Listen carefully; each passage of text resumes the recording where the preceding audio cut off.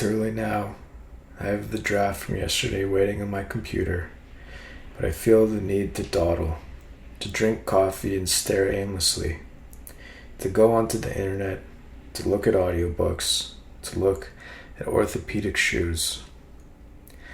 I'm procrastinating to transcribe all of the notes I wrote before. I don't know why I'm resisting what's there. As I sit and edit and ruminate, I can see that really is the extent of my intention at this point, to ruminate. And I'm pleased with that. To extend outward and to draw out a plot for the sake of drawing out a plot. There was very much a time where I thought I was required to do that kind of thing. I spent years of my life in that frame of mind, thinking that's what a writer ought to do. But I no longer believe that is what I ought to do as a writer. When I look at the authors I admire, how many books they have written, and in each one there are usually and often parts that drag, and that is okay. Maybe it leads to something, maybe it doesn't. It's not the end of the world. Literature, for the most part, is impossible to understand. As often, its very nature is to challenge our capacity of understanding in the first place. I have trouble reading many classics. It is similar to religion in that they are both subjects that are too enormous to take on in this short life. At the end of the day, we end up at a McDonald's, and it's either the Big Mac or the Nugget Meal. I want to consume these things, these incredibly meaningful things, literature, religion, all of religion. Can I not just order it as a combo and eat it alone in a booth with a handful of ketchup packets? Eventually, to feel the high point of its intimacy as it moves through my intestines and out of my ass.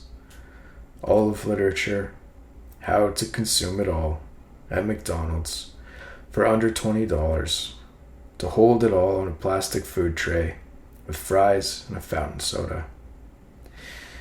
To hold all of the pages together, bound together in a book, the illusion that we can hold it all in our hands, that we can hold it all in our mind as one cohesive thought, something that can be known, some mark of brilliance, of uniqueness, of completeness.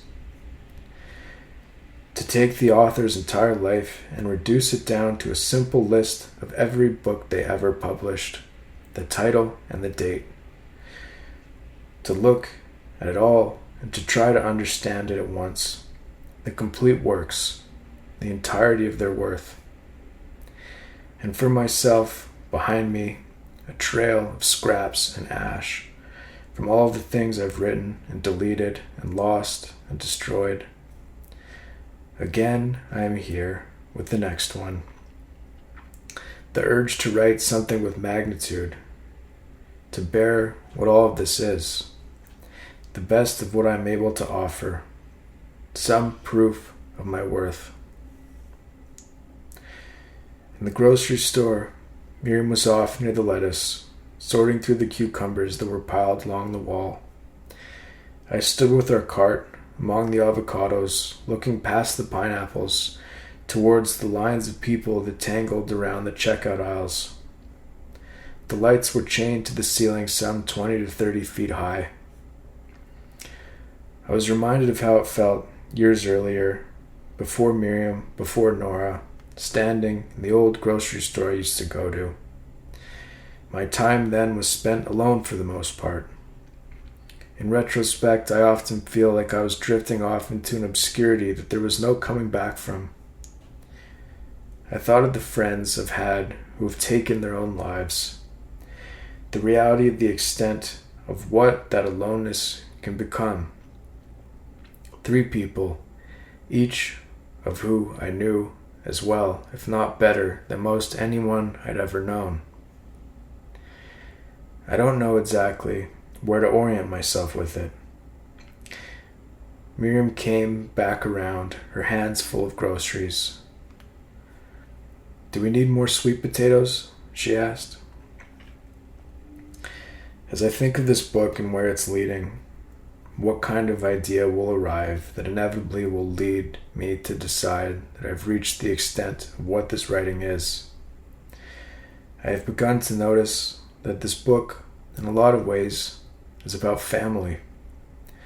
I looked up the word, I went to its Wikipedia page, the opening paragraph of the article. Family, from Latin, familia, is a group of people related either by consanguinity, by recognized birth, or affinity, by marriage or other relationship. It forms the basis for social order. The purpose of the family is to maintain the well-being of its members and of society. Ideally, families offer predictability, structure, and safety as members mature and learn to participate in the community. Historically, most human societies use family as the primary purpose of attachment, nurturance, and socialization. This idea of aloneness and this idea of family, the paradigm is clear enough. I think of the fear that I have of being alone, the fear of falling off into total obscurity, and I think of what it has meant to me to write, to understand in some way how alone we can feel in the world, despite all of our advantages and all that we have, to think of how things could go. As I think of the friends I've lost, I would say that it's probably true that I lost them to their aloneness. I thought of Nora and how to protect her innocence. I thought of the enormity of what my father's presence has been to me, and I begin to understand that to her, in her mind, perhaps I'll never become obscure. Nora. As I think of what I'm going through now, as I learn to be your dad, it might mean something for me to try to explain myself. As you found already, in the first year of your life, there's laughter, and there's crying, and there's the enormity of everything that seems to take place in between those things. Sometimes it makes sense, and other times it doesn't at all. I don't know how it will be for you to have a dad who has been as open as I have about how it can feel to be in the world. If it will be a burden for you, or if it will simply be what you know. I don't know how it will be because my father was quite the opposite. I've spent a lot of years trying to fight against the way that I am, and sometimes I still do. But it seems that this act of writing, it is what I have to do in order to feel like myself. Most often, I have felt that those around me do not understand what it is for me, that there's a dissonance about it between me and my own family.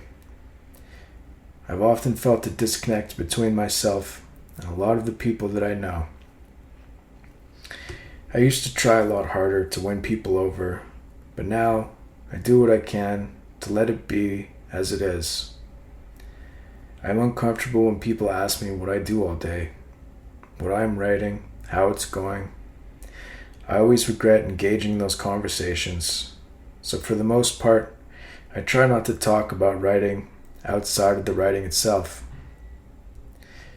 Despite my impression of what all of this must seem like to my family, that is a juvenile and futile exploit, except to your mother, who somehow seems to have faith in what I spend my days pursuing, I still continue with it, and I do hope to make you proud one day. As I write this, I have the sense that I'm being my most honest self, but I know that no matter how honest I try to be, or think that I'm being, you will inevitably know who I am in a way that cannot be put into words. You will see me for who I truly am.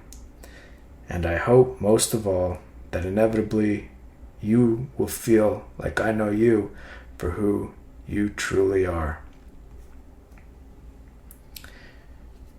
I became distracted looking at orthopedic shoes online again. The pair that I like have gone on sale.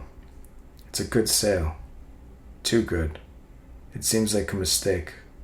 Maybe I should buy them. I went onto my email.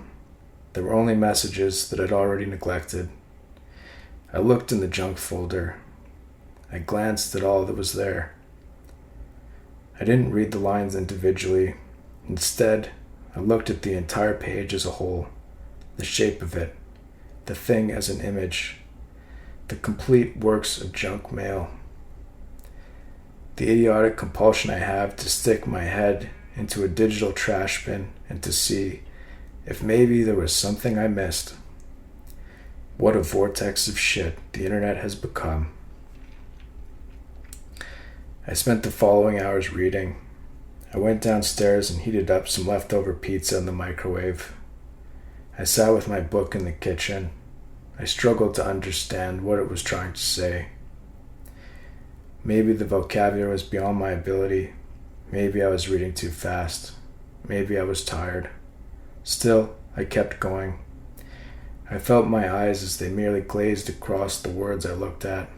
They elicited nothing in me. I read until 3 or so in the afternoon, not taking in much, until eventually I began to feel my frustration compounding into itself. I looked at the orthopedic shoes again, this time on my cell phone. I felt the emptiness inside of myself. These shoes, each on one foot. The sale price. Why were they so cheap? They were double the price everywhere else. I thought back to the story of Narcissus as I understood it. Maybe if it was clear to him what he was looking at in the reflection of the pond, he would have lost interest. But he did not understand who he was, and so he drifted off into obscurity, into a bed of flowers, being returned to the earth. And I stood there, in the grocery store, realizing I am not who I once was. I stood there in the grocery store, wondering why I was wearing a new pair of orthopedic shoes.